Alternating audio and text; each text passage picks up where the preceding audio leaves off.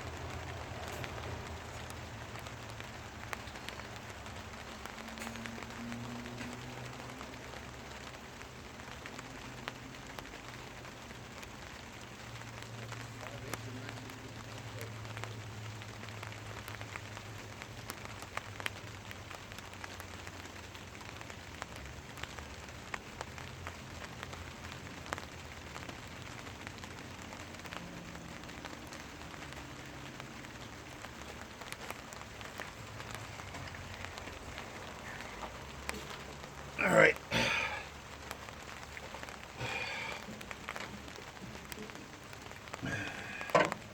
I'm not giving it any gas this time.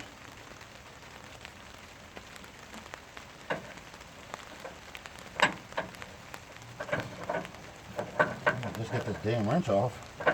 Be fine. All right, that one's on. Now I gotta get this one on. Which means I gotta turn this out of the way.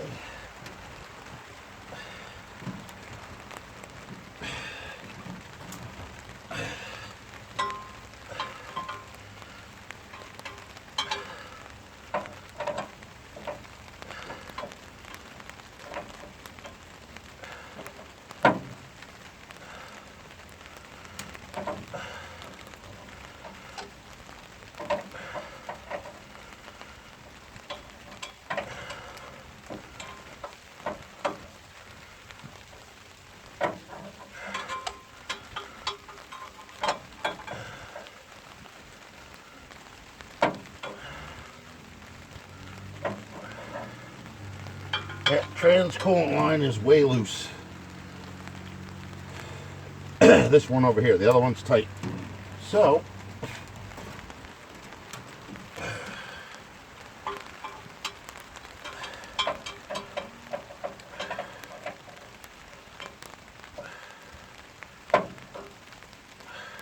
I'm just going to tighten it until it's tight.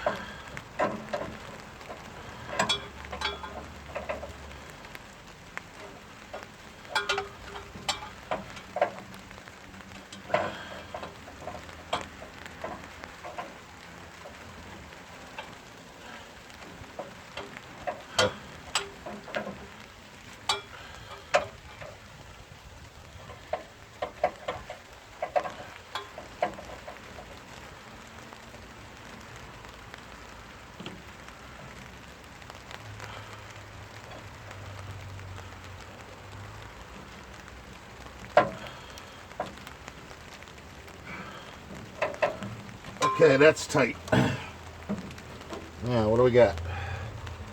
Got two.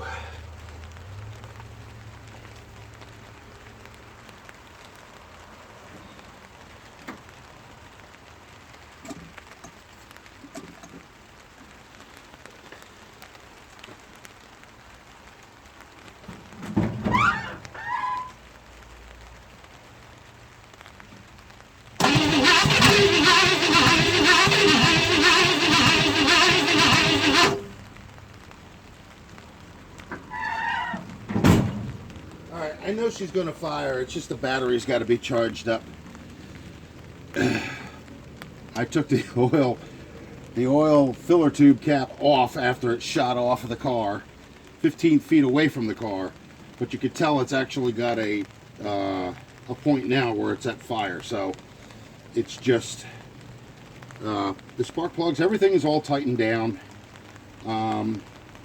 I did clean that canister tube when I first took the intake manifold off. So I also cleaned out the oil pump. I cleaned out the heads, all the rings, not the rings, the valves, because they were caked with, you know, sludge, and everything was cleaned. I've done this throughout all the videos. You guys have seen this stuff. So there was nothing that I didn't do. The intake manifold gaskets were used a second time, but when I took this one off, I did not take that one off. And this one I peeled off all the RTV gasket sealant maker, or whatever the hell you want to call it stuff, and it didn't rip any of the blue off. So the gasket was not a problem.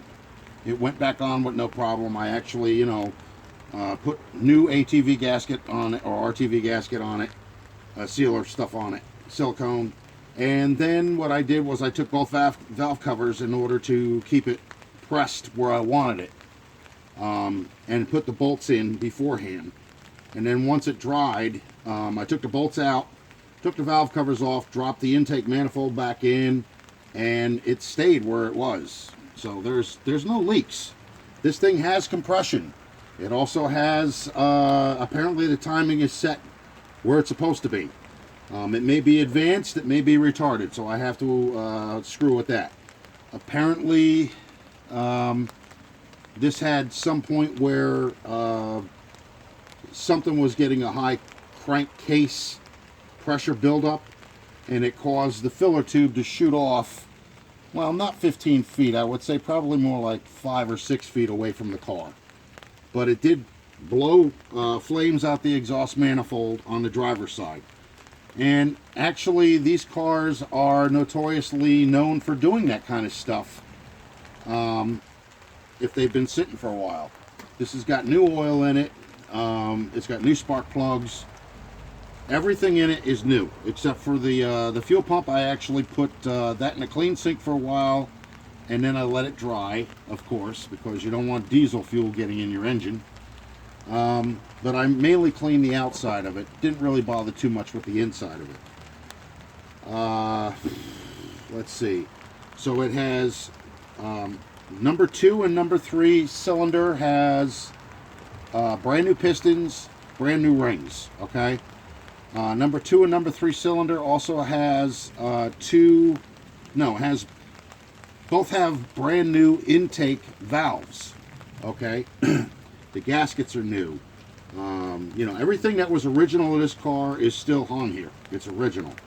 I'm trying to keep this thing as original as it can be. I even have the original oil bath. Let's see. There's a thing for the spark plug wires. All the spark plug wires are in the right receptacles on the distributor cap. Okay, they're in the proper firing order, so there's no screw up there. Apparently the distributor is set where it's supposed to be. It's a good thing I actually had to rethread the vacuum advance because it kept popping out. And that may be why I wasn't getting any compression. I don't know what the hell that's got to do with anything. It's probably the carburetor. But in any event, this car will start. It does have the ability, and it is cranking now. So it's just a matter of that battery charging up enough. I don't want to put too much more gas in it because it reeks of gas. So, and I don't want to flood it, and I don't want another explosion like I had a couple of minutes ago, because it spooked the hell out of me. But she is ready to go. There's nothing here that has to be done. I've double checked and triple checked everything. I've even checked all the compression on all the valves. They're all at least 90. Okay? And if they're all at 90, that's more than enough pressure or compression in order to get this car started and to fire over. We're just waiting on a few things now. I still got to get the, what is it, the little condenser for the generator. That's in the back trunk, I believe. But these are on where they belong, as far as I know. As This one goes here. Let's take that out of there. What the hell that is.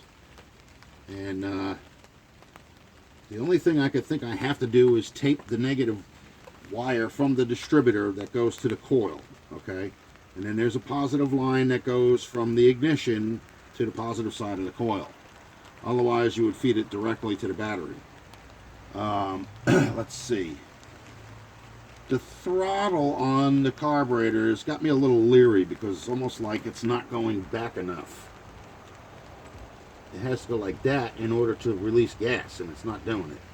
So I'm thinking maybe this spring ought to be up here, but I still have to get a cotter pin in there. And then this, all this is one of the bolts that goes to the hood trim. And then, let's see, we got three, is it 3 or 2? Well, there's 2 of them here. There's one on the other side. Exhaust manifold bolts that are nuts. These right here. So I'm going to keep those all together. Let me go get the other one and put that over here, because I don't want anything missing. Okay, here's the third one. And then these nuts, or these bolts right here, these are for the radiator. That's it. That's all that has to go back on. The exhaust manifold itself is literally tightened down to the block. Both of them are. They're not loose. The heads, the outer bolts are tightened down, and the ones underneath the valve covers are also torqued down to specifications. Actually, a little bit more, because there's something I had to do, and I saw another set of head gaskets from another set, and they were a lot thinner than the ones that were on here, even after the fact. I never fired this car over. I had to take the head gaskets, or the heads, off because I had to put the valves in. But the head gaskets weren't worn, there was no blue stuff missing, and they were not as thin as the ones that came in a new kit. So, that being said, I had torqued these down just a little bit more to make up the difference. You know, so that way it's sealed. And I don't think that there's going to be any antifreeze leak. I think that's reaching. I still have to hook up the hoses from the heater core, from the heater system, and the radiator. But I want to make sure that this thing's going to run first before I go totally crazy and put everything back together. That's my game plan right now. And you could hear it firing and backfiring and all that stuff, but I was just watching one of Mortsky's repair garage videos, and before he put the exhaust manifolds on, or the exhaust pipes on, he actually had flames coming out of the exhaust manifolds, okay, or out of the heads, whatever you want to call it. So the only thing that does is it actually lowers the amount going through the ram heads, the exhaust manifolds itself. I want to get this battery out of the way. I don't like that positive line being over the top of the carburetor like that.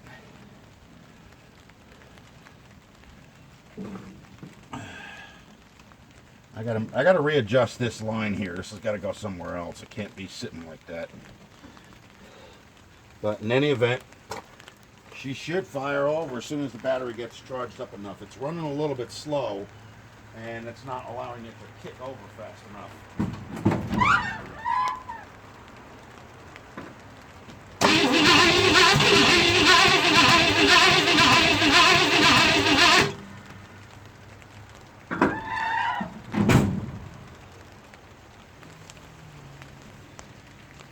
I really don't want, yeah, I can smell the gas. I'm not going to give it any more gas, because if I give it more gas, it's just going to cause another boom. I don't want to deal with that. So, yep, that's about the size of it, folks. When I get this thing to start up and run, and I'm comfortable with it, and I'm not spooked the hell out of it, you know, or by it, then I'll record that, and you guys will see it. It does run. I know that. I did have it running for like 3 seconds before it conked out, but that's because the fuel pump is not hooked up to the carburetor. I mean, not the carburetor. It's hooked up to the carburetor. It's not hooked up to the main line going to the gas tank. There's a piece of hose missing about that big, and the gas pump, or the gas pump, is separated from the actual fuel line going to the gas tank. So I don't have to worry about any explosions there, thank God. When it did do that boom the first time, there was some oil that leaked out on cardboard underneath. But I don't think that's anything really serious or severe to worry about, because as you could tell, it's still cranking. So apparently we didn't blow anything up. It's just surprised that it's actually firing over, I think. And that's the reason why it did what it did. So this thing is going to run. I know it. I'm absolutely positive about it. 100%. And you'll see it. Once it's running, I'll record a video of it. And that'll be the end of this for the engine. Then we got to work on the brakes. Then I got to work on the interior. The seats and the headliner have got to be done yet. And then I got to finish up touching up the paint out here, because I kind of oversprayed on the turquoise where the black is, and you know, clean off the windshield and the rear windshield and that kind of stuff. And then I have to do some metal fabrication body work on the lower dog legs of the rear of the car, both sides, because that's, you know, when it sat from 76 until I got it, you know, the only thing that people were interested in was taking everything off this car except for the headlight framings and what was it, the lighter and the ashtrays. They only left one door panel, so I had to make one, and chrome molding for it from scratch. And let's see, they took the sun visors, the turn signal bar lights. The turn signal bar was broken. I actually modified it so that way it's together again. But only one of the lights worked, and I think that's because it's got to be rewired with new light bulb outlets, with the wires coming out, because they're not working. The horns aren't working, but I think that might just be because of the power supply going to it. I had to try and overlap that guy's engine. I can't stand that. Every time they get by my house, they got to fire that thing up real loud, even with these kids with these cars. But they don't have a car like this. And I'm not going to have another one again. I know it. So that's why I'm, you know, when I did it again, I took this apart and re-put it back together. I took my time. The only thing I have to do is hook this exhaust manifold up to the exhaust pipe. And then I have to do the swivel arm and hook that back up to the frame. There's 2 bolts that hold it in. That's it. And this thing, that the oil filler cap, literally shot from here, right here, all the way over to, I'll show you. Okay. All the way over to right at the edge of that brown part of the brown tarp there, the brown tarp with the gray other side. So that's about 5-6 feet away from me. But these cars, when they haven't been fired up for a while, they have a tendency to do that kind of craziness, from what I've seen in all these other videos. I'm just now learning about that. So apparently that's not abnormal. That's normal. I don't know how normal, but according to the videos that I'm seeing, they are normal. What the hell's going on here? I've got a couple of cuts in that wire. I might have to replace that. But in any event, everything is set. She's ready to go. I know it's going to fire. I know it'll start up. And right now, the battery's still at 2. So anyway, please like and subscribe. Ring the bell for post notifications. Leave a comment down below, and share this video with other friends of yours. Don't be afraid. You know, I was only irritated because I was having problems with YouTube, and this was being a thorn in my backside. But now that it's done, there's a whole new outlook on it, and there's, you know, some things that I can do which are not way beyond the realms of my reality. This whole thing has been a major issue all along, because I did replace the number 2 and number 3 pistons and rings, and then I tried to fire it up and it didn't work because I didn't realize, looking back at some of the videos I posted, the old pistons that were broken were actually shattered in 4 places, held in by the rings. That's why the cylinder walls weren't damaged. And the apron of the piston separated from the top of the piston, and the valves kept slamming down on the broken part, which was up at the top of the cylinder wall. So that's what had happened. I replaced intake number 2 valve for cylinder number 2 and intake number 3 valve for cylinder number 3. Thank you, Randy, for sending them up there to me. It took me a while to get them in because I kept having issues with defective tools. You and everybody else that follows me knows exactly what kind of garbage I had to go through. And it was very frustrating. This was not an easy task, but it is now completed, and there's very little that has to be done, and I do know that this will fire. You can hear just by when I'm cranking it, it's got that certain point where it's at the fire. I don't want to put any gas in it right now because, like I said, the battery needs to charge, and the generator still needs the condenser for the ground out or whatever you want to call it, so that way it keeps running or whatever. But yeah, everything here is set up. This is a brand new belt. The only thing I want to do is I want to get brand new hoses, because these hoses are beat. They're old as hell, and they need to be replaced. So after that, that should be it. The choke is back on. All the spark plugs are tightened down. The spark plug wires are where they belong, and they're in the right firing order. They're not in the wrong firing order. That was one of the examples that some of these guys were telling me. But the main problem I was having was that, like I said, the vacuum advance wasn't hooked up into the distributor. So where it was kept popping out. So I had to take the distributor out, and I rethreaded that thing in there. And then, as you can see, here's the line right here. It goes right into the carburetor. And then what I did was I took the rotor and I dropped it in, and the distributor in, at 6. And she's pretty much where she's supposed to be, maybe a little bit off. By a hair, not by much at all. So, like that. Yeah, that should be it. And then all I got to do is tape that wire that goes, to the negative part of the distributor, because I had to add on to it in order for it to get to the coil. So that's the point of it. Anyway, folks, like and subscribe. Hit the bell for post notifications. And don't forget to share the video, okay? And we'll see you in the next one. Bye now.